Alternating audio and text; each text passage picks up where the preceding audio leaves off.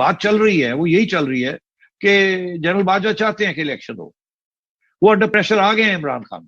تو اگر ایسی صورتحال ہے کہ ایک طرف آپ نے چپ کر کے بیٹھے رہے جب وہ نکالے گئے، اس کے بعد اب آپ کیا کرنا چاہتے ہیں؟ آپ الیکشن کرانا چاہتے ہیں، اس کے اندر کیا کرنا چاہتے ہیں؟ اور وہ 4 مہینے جو ہیں یہ فیصلے نہیں ہوں گے، یا آپ یہ چاہتے ہیں کہ یہ حکومت جو ہے یہ سارے ان پاپولر فیصلے کرے اور اس کے بعد یہ نکالی جائے تاکہ آپ اپنے آپ کو بچا سکیں اور آپ ایک الیکشن کروا کے؟ تو یہ ایسے نہیں ہوگا نا۔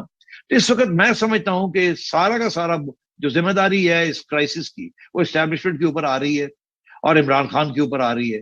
اگر عمران خان چھوڑ دے یہ اپنا جس طریقے سے وہ ڈی اسٹیبلائز کر رہا ہے، تو ہم شاید اکانومی کو اسٹیبلائز کر لیں، اگلے سال الیکشن کروا لیں۔ مگر نہیں، وہ ابھی لڑائی کر کے، ابھی اسٹیبلشمنٹ کی انٹرونشن کر کے واپس آنا چاہتے ہیں، جو کہ ممکن نہیں ہے۔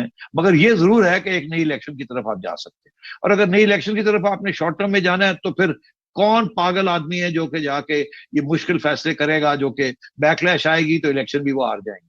اس لیے میں سمجھتا ہوں رضا، یہ بڑی انٹرسٹنگ سچویشن ہے کہ ہمیشہ سیاستدان جو ہیں وہ they are responsible for one crisis اور دی ادر۔ میں سمجھتا ہوں یہ کرائسس کی پوری ذمہ داری جو ہے، جس طریقے سے کے ساتھ اس کو نبھایا گیا ہے، اس کو اس سٹیج پہ لایا گیا ہے، کنفیوژن، انارکی، ڈویژن اور انسرٹنٹی، یہ ساری کی ساری اسٹیبلشمنٹ نے کریٹ کی۔ اور ابھی بھی میں سمجھتا ہوں وہ کوئی ایسے اقدامات نہیں کر رہے جس کے ساتھ کوئی سرٹنٹی آئے، کوئی اسٹیبلٹی آئے۔